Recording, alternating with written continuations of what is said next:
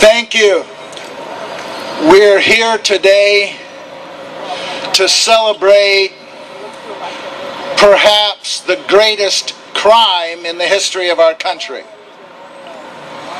A crime in which the evidence was destroyed. A crime that has never been investigated.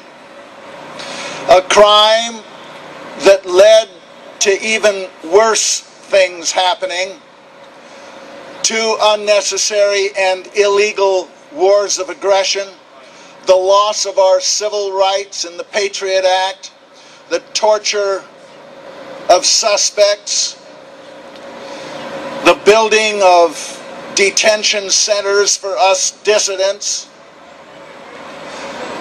and the loss of our treasury. Deception and lies have become standard. And we in this country need to take back America. We need a government which follows the Constitution, honors the truth, and serves the people.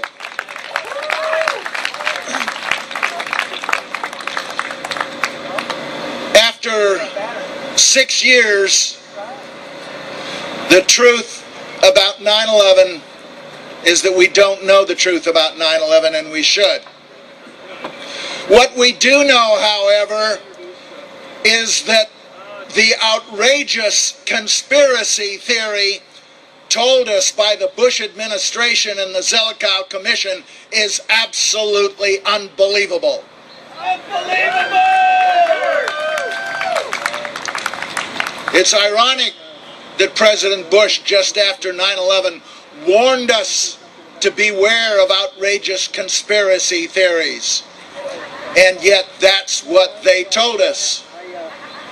We are the truth tellers. We know, for example, that hijacked airliners do not fly around for an hour and 40 minutes without being intercepted, unless our air defense system was deliberately sabotaged. We know that indestructible black boxes do not evaporate in the same fire from which an unharmed passport floats to the street below. We know that steel skyscrapers do not implode and collapse at freefall speed because of a kerosene fire. We know that steel buildings do not collapse at all because of a kerosene fire, never have and never will. And we know that Building 7 wasn't even struck by an airplane. A lot of these things can be viewed as smoking guns, which prove that 9/11 was an inside job. But even if that isn't the case, even if the outrageous conspiracy theory told by the Bush administration was essentially true, the American people would still need to know, for example, why their multi-trillion-dollar defense establishment was unable to protect even its own headquarters from an unarmed aircraft. We don't know the truth, and we need to know it. We need to know who the perpetrators were. Everybody knows this was a conspiracy. Even our government says that. The question is, who were the conspirators?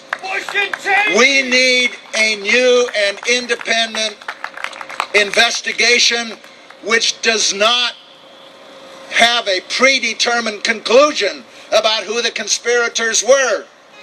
They should even go into it with an open mind and not even think that Cheney is guilty. Where's the money? We need a new investigation. Beyond that, we need to investigate the cover-up of 9/11, not just 9/11 itself. After all, Richard Nixon wasn't undone by the 2-bit break-in at the Watergate, but by the cover-up. Bill Clinton wasn't impeached for his sexual encounters with Monica Lewinsky, but for stretching the truth when asked about it. Time after time, it's been the cover-up that catches them. That was true for Martha Stewart. It was true for Scooter Libby. And the cover-up should put a lot of people in our government in jail for a very long time. Beyond that, we must look into the exploitation of 9/11 to deceive us into those wars of aggression. More people, more Americans by far have been killed in Bush's folly in Iraq than were killed in 9/11. When you take Iraq and Afghanistan put together, twice as many Americans have been killed in those wars of aggression than were killed on 9/11. If they say our government could never do anything that would be responsible for 3,000 people dying, we have to say, but what about the Iraq War? They admit they're responsible for that, and that has cost more lives. We need impeachment. People say there's not enough time. I say there's plenty of time. There is time for them to do more evil. We have to stop that. If Cheney and Bush are under impeachment, it will be a lot easier for the generals and admirals in the military to refuse orders to drop nuclear weapons on Iran. We also need impeachment